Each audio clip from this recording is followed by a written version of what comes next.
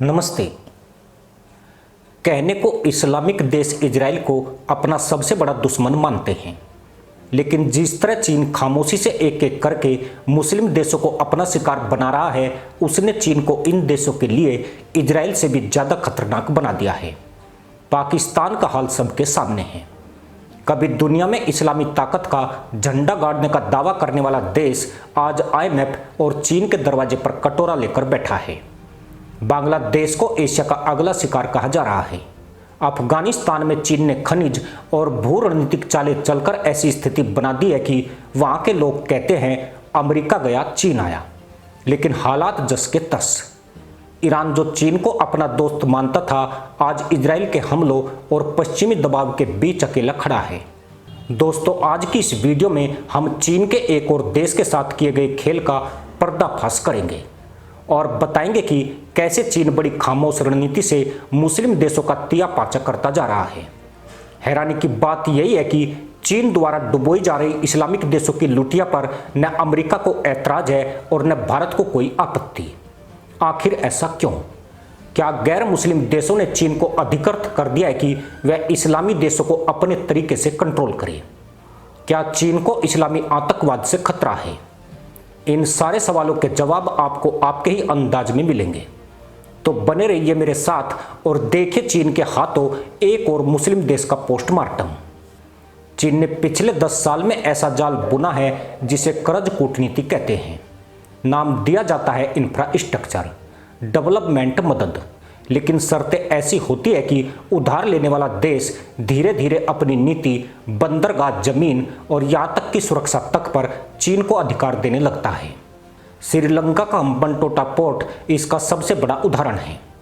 पहले अरबों डॉलर का कर्ज दिया, जब देश चुकाने में असफल हुआ तो 99 साल की लीज पर चीन को पोर्ट मिल गया। यही खेल पाकिस्तान के ग्वादर में खेला गया। यही पैटर्न म्यांमार, अफ्रीका और कई छोटे द्वीप देशों में दोहराया जा रहा है।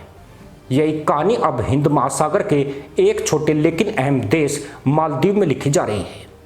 लेकिन दिलचस्प बात यह है कि किसी ने इस पर ध्यान नहीं दिया। मीडिया पाकिस्तान, बांग्लादेश, अफगानिस्तान पर फोकस करता रहा, लेकिन चीन के इस छोटे द्वीप पर बढ़ते शिकंजे को नज़रअंदाज करता रहा। अब हाल ही है कि मालदीव का विदेशी मुद्रा भंडार सूख चुका है और यह देश दिवालिया होने के कगार पर पहुंच गया है। मालदीव 1200 छोटे छोटे द्वीपों का देश है। सुंदर नीला समुद्र, सफेद रेत के बीच बने लग्जरी रिसोर्ट और दुनिया के सबसे महंगे बीच डेस्टिनेशन। पर्यटन मालदीव की अर्थव्यवस्था की रीढ़ है। कुल GDP का 30% से ज्यादा सिर्फ टूरिज्म से आता है। कोविड के बाद वैश्विक पर्यटन में गिरावट आई है। भारतीय पर्यटक जो मालदीव के लिए सबसे बड़ा बाजार थे, उनकी संख्या भी राजनीतिक खिंचाव के चलते घट गई। यही वह समय था जब चीन ने मालदीव के सामने सपनों के महल रख दिए। Highway, airport expansion, housing project, loan के नाम पर अरबों डॉलर दिए। राष्ट्रपति मोहम्मद मोइजू ने इन्हें खुले हाथों से स्वीकार किया। 2025 में मालदीव को $600 मिलियन चुकाने हैं। 2026 में $1 बिलियन का बाहरी कर्ज चुकाना होगा। मालदीव मौद्रिक प्राधिकरण के आंकड़े बताते हैं कि अगस्त के अंत में उपयोगी विदेश मुद्रा भंडार में $2.5 करोड़ की गिरावट आई है और यह 21.3 करोड़ से घटकर $18.8 करोड़ रह गया है। यह रकम एक महीने के आयात के लिए भी काफी नहीं है। उदाहरण समझिए, आपके पास हर महीने की आय 10,000 रुपये है, लेकिन आपका लोन 15,000 रुपये का EMI बन चुका है। ऊपर से आपके घर का खर्च 12,000 रुपये है। ऐसे में आप हर महीने गिरवी रखते जाते हैं और एक दिन कंगाल हो जाते हैं। यही मालदीव की स्थिति है। चीन ने कर्ज दिया, प्रोजेक्ट दिए, लेकिन उनकी शर्तें इतनी कड़ी है कि मालदीव अपने ही संसाधनों पर नियंत्रण खो रहा है। चीन का पैटर्न यहाँ भी वही है। पहले पैसे दो, फिर शर्तें लगाओ। कर्ज चुकाने में देरी हो तो रणनीतिक बंदरगाह या प्रोजेक्ट पर कब्जा कर लो। आज मालदीव के कई प्रोजेक्ट ऐसे हैं जिनका संचालन या तो चीनी कंपनियां कर रही है या उनके बिना चल ही नहीं सकते। राष्ट्रपति मोहम्मद मोइजू को चीन का करीबी माना जाता है। राष्ट्रपति बनते ही उन्होंने भारत से दूरी बना ली। भारतीय सैनिकों को बाहर निकालने का ऐलान किया। भारत द्वारा दिए गए हेलीकॉप्टर और ड्रोनियर विमान की उड़ान पर रोक लगा दी। यहां तक कि गश्ती पोत के संचालन तक को रोक दिया। यह वही मालदीव था जिसने दशकों तक भारत को सबसे भरोसेमंद साझेदार माना। लेकिन जैसे ही डॉलर खत्म होने लगे और चीन चुप हो गया, मोइजू को समझ आ गया कि चीन सिर्फ वादे करता है, संकट में साथ नहीं देता। इसके बाद उन्होंने भारत के दरवाजे पर दस्तक दी। भारत ने बिना देर किए मालदीव को 5 करोड़ डॉलर के कर्ज को चुकाने की समय सीमा 1 साल के लिए बढ़ा दी और ब्याज तक माफ कर दिया। यह सिर्फ कर्ज राहत नहीं थी, बल्कि एक राजनीतिक संकेत भी था कि भारत आज भी मालदीव का सबसे भरोसेमंद मित्र है। यह उदाहरण इस तरह समझ सकते हैं, आप किसी को जरूरत के समय पैसे देते हैं, लेकिन बदले में उसके घर की चाबी मांगते हैं।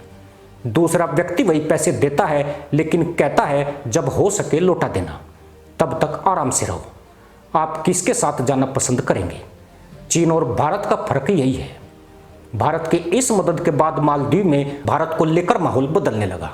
मोइजू ने हाल के महीनों में भारत के साथ रिश्तों को महत्व देना शुरू किया।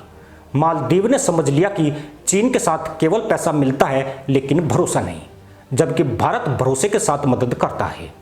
मालदीव की कहानी सिर्फ एक छोटे से द्वीप राष्ट्र की आर्थिक समस्या नहीं है, बल्कि पूरे इस्लामी जगत के लिए एक चेतावनी है। पाकिस्तान, श्रीलंका, बांग्लादेश, अफगानिस्तान, यह सब चीन के कर्ज जाल के शिकार बने हैं। हर जगह पैटर्न एक जैसा है, पहले कर्ज दो फिर रणनीतिक कब्जा कर लो। अगर इस पैटर्न को समय रहते न समझा गया तो आने वाले सालों में और भी देश इस जाल में फंसेंगे। अफ्रीका में केन्या, जाम्बिया, इथियोपिया पहले ही अपनी जमीन और पोर्ट चीन को सौंप चुके हैं।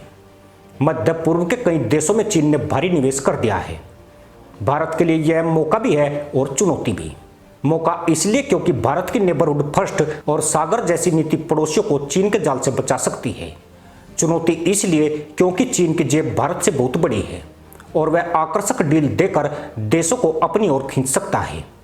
मालदीव का उदाहरण यह साबित करता है कि भरोसे और समय पर मदद की कीमत ज्यादा होती है। भारत ने बिना प्रचार के मालदीव की मदद की और आज वही उसकी सबसे बड़ी राजनीतिक पूंजी बन सकती है। अगर पाकिस्तान भी समय रहते भारत से रिश्ते सुधार लेता तो शायद उसका हाल भी इतना बुरा नहीं होता। लेकिन दोस्तों, सबसे बड़ा सवाल यही है कि क्या गैर मुस्लिम देशों ने सचमुच चीन को इस्लामी दुनिया पर हावी होने का अधिकार दे दिया है? इसका जवाब है कोई औपचारिक अधिकार नहीं। यह सब पैसे और हितों का खेल है। अमेरिका, यूरोप और बाकी बड़े देश खुलकर कुछ नहीं कहते हैं, क्योंकि या तो वे चीन के बाजार पर निर्भर है या उन्हें लगता है कि चीन अगर मुस्लिम देशों को काबू में रखेगा तो उन्हें आतंकवाद का खतरा कम झेलना पड़ेगा। यही वजह है कि दुनिया की सुपर पावरें चीन को रोकने की बजाय चुपचाप देख रही है। चीन इस खामोशी का फायदा उठाकर और भी मजबूत होता जा रहा है। अब अगला सवाल, क्या चीन को इस्लामी आतंकवाद से खतरा है? इसका जवाब भी है हाँ, और बहुत ही गहरा। चीन के शिनजियांग प्रांत में उइगर मुस्लिमों की बड़ी आबादी है। बीजिंग को डर है कि अफगानिस्तान, पाकिस्तान और मध्य एशिया से निकलने वाले चरमपंथी नेटवर्क कभी न कभी उसके खिलाफ उठ खड़े होंगे। इसी डर ने चीन को दोहरी रणनीति अपनाने पर मजबूर किया है।